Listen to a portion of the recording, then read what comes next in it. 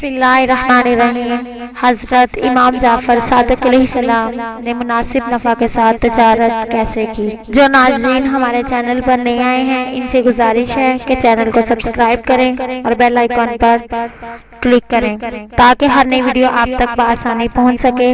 اگر ویڈیو پسند آئے تو ویڈیو کو لائک کریں اور شیئر کریں۔ حضرت امام جعفر صادق علیہ السلام نے اپنے مصارف نامی صحابی کو 1000 دے کر تجارت کے لیے مصر بھیجا۔ مصارف نے اس رقم سے تجارت کا سامان خریدا اور دوسرے تاجروں کے ساتھ مصر روانہ ہو گیا۔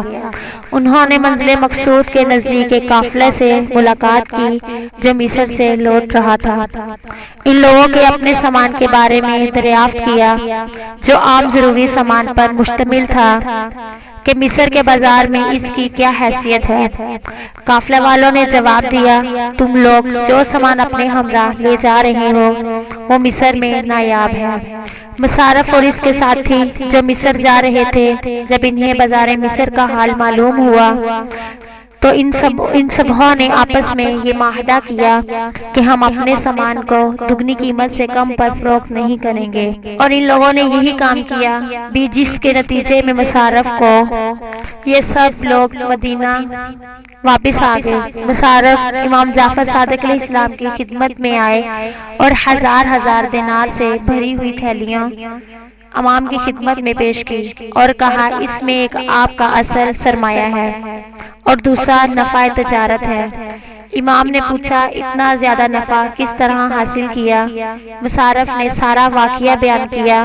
مصر میں ہمارے سامان کی نایابی تھی اور ہم تاجروں نے آپس میں یہ معاہدہ کیا تھا۔